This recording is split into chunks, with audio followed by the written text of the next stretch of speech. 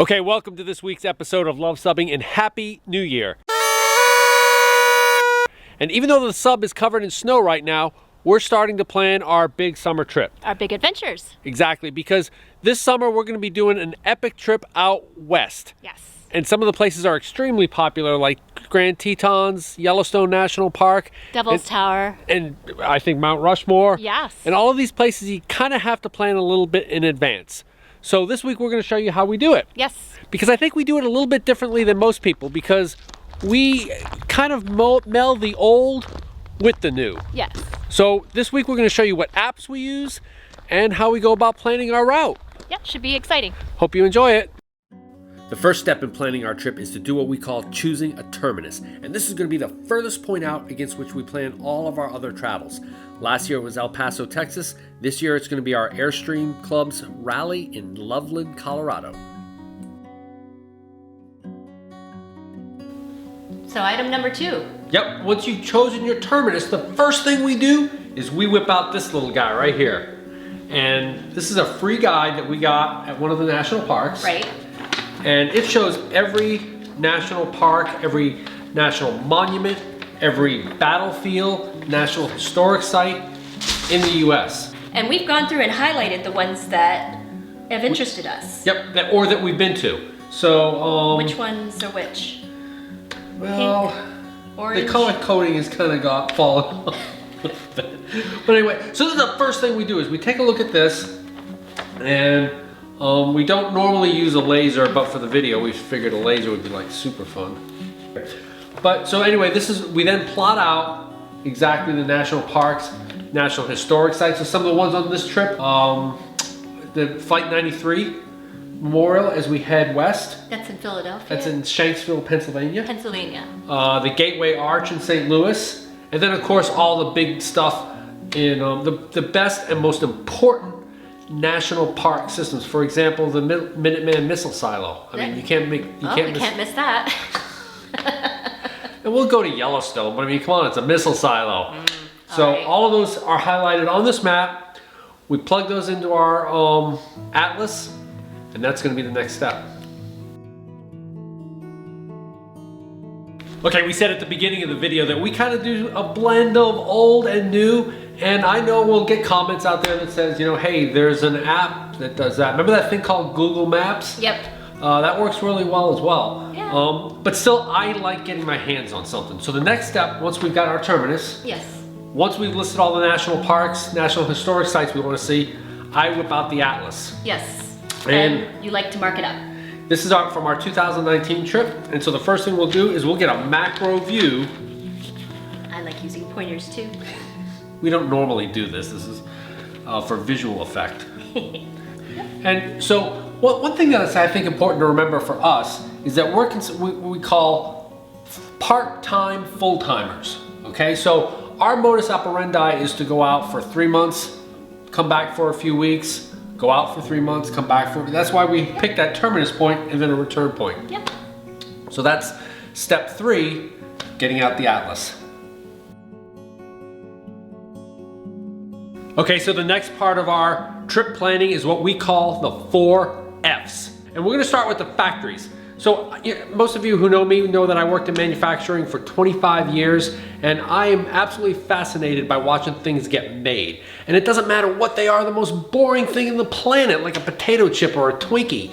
If you watch it get made, like 100 million Twinkies a day or whatever they were, that's interesting. And so for that, I start with this book called Watch It Made in the U.S.A. And also there was a TV show based on the book, I guess, right? Because John Ratzenberger. Right. Yeah, in fact, yeah, he went around like in an RV, yeah, like a big RV. And he toured a bunch of different factories. So sit back and relax, because we've got it made in America. Yeah, that's kind of like my dream job, is just touring in an RV. Yeah. Wait a minute, we can do that this summer. Yeah, we will. Sweet. But anyway, this is where we found out our Tabasco factory. If you check out that video up above there. Yep. As well as the Maker's Mark Distillery, also up there, so you can check those out. But this is organized by state, so the first thing we're gonna do is we're gonna look up some of the places to go to. And then from there, we go on to the food, the fun, and the festivals. And for that, we're gonna actually get on the computer and use some of our technology here to plan those out and see where those are coming from. So let's get on the computer here. Sounds like fun. Okay, the first YouTube channel that we're going to be checking out is for our food source. And you can see here, one of the ones we use is from Zagat, and it's the Food Tripping with Molly series. And this channel is no longer being uploaded with new content, but the old content is still something we rely on quite a bit. You can see here this episode on El Paso, we eventually visited Chico's Tacos from this episode. And scroll down. This particular episode is something we're going to be exploring, the pasty, Upper Peninsula of Michigan's obscure food. So when we go to the UP, we're going to be seeking out some of the places that she went to. So that's one of our first resources.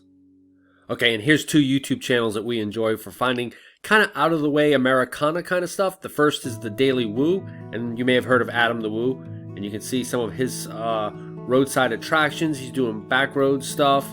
He'll do some theme park things, but also Walmart museums, variety of different things that we check out with Adam the Woo.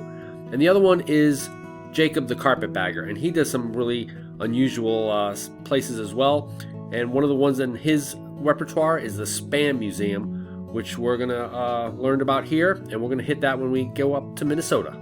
And getting off of YouTube and going to just a regular web page, this is what we use for finding festivals in the area. So you can see here they get some cool food quotes and stuff, but we'll go to food festival and events.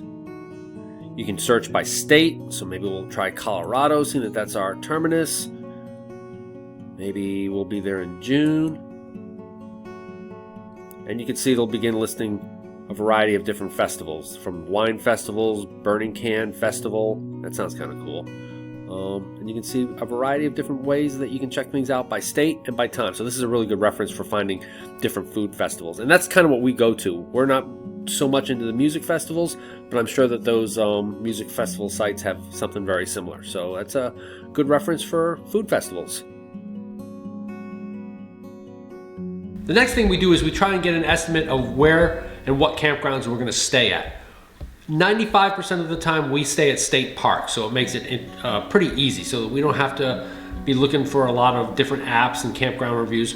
What we're going to do is we're going to look for the state parks. So number one, you have to figure out how far you're comfortable with going in a day. Okay, so ours is 350 miles. We try and keep everything to 350 miles per day or less. That's about a 6-hour day, right? Yes, yeah, about that 6-7 hour day, depending on how much you want to stop. And we always try to keep it less than that if we can, but that's our max. So the way we do this is we'll go ahead and take out our atlas again. I'll take my dividers and I'll set it using the scale to 350 miles. And the example I'm going to use is when we were in El Paso, which was the western terminus of our trip for our big summer trip. So I'll put my dividers on El Paso and I'll kind of do this deal. That's where it helps to have a paper map sometimes as opposed to Google Maps. And I'm sure that there are things that can do this. There are probably programs, but I just like doing it. And you can see, even though I'm putting another loop, you can see my loop here where we did it before. But when you take from El Paso and you write that radius around, you can see that it hits Amarillo, Texas. And that was our first stop. And that was our first stop. Now, I understand for those of you that are more technically minded than me, yes, that's not actual road distance, but it gives it a good approximation. So then we'll go ahead and start looking at the state parks. If we can find a state park, and this map is great because it shows all the state parks, we'll go ahead and make a reservation there. If not, then we'll go ahead and look at our apps and we'll find a new state park, and that's what we're going to look at next. Okay, as I said, almost all of our camping is done at state parks, if at all possible. Right. However, that's not always possible, of course. So when we don't have that luxury, we turn to our apps. Yep. And I'm going to go through some of the more popular apps that we use for finding campgrounds and the reviews of those campgrounds. Yeah, we have some gas ones and we have some campground ones and some other ones that are very useful. Yep, so let's go ahead and take a look at our apps. All right. Let's talk about some of the apps we use while on the road with our RV. The first of which is Gas Buddy, and this is a crowdsourced app that shows lowest fuel prices, what gas stations are around us, etc., and is very helpful for filling up. Similarly, iExit will show what services are available at each exit along the interstate. Our primary navigation tool is Waze, and this is another crowdsourced app that is excellent at showing what the construction delays are, any accidents that might happen, detours around it, and it's just absolutely a great navigational program. Best part about it is that you can choose your voice, and we choose British Boy Band. You ready? I am. Let's go. The next set of apps are our camping specific apps, and we have RV Parky and Compendium that we'll use to find campsites when we are not staying at a state park. We also have our Good Sam apps, as well as the Pilot and Flying J and Love Station apps, so that we kind of prefer those gas stations, so we're always kind of looking for them specifically. We also have our KOA app. KOA is kind of a last resort for us because we find them expensive, but nevertheless we'll use them when necessary. The final set of apps are just our reference apps, things like All Trails, where we can determine some excellent hiking trails, and also our bird spotting apps. So here's how things kind of stand right about now. Of course, things will change, but this will allow us to make some advanced reservations at some of the more popular national parks. And hey, sitting in the snows of Vermont in January, a little anticipation is good for the soul. Okay, we hope you enjoyed that look at how we're planning our big summer trip for 2020. Should be exciting. If you did, give us a big thumbs up. Thumbs up.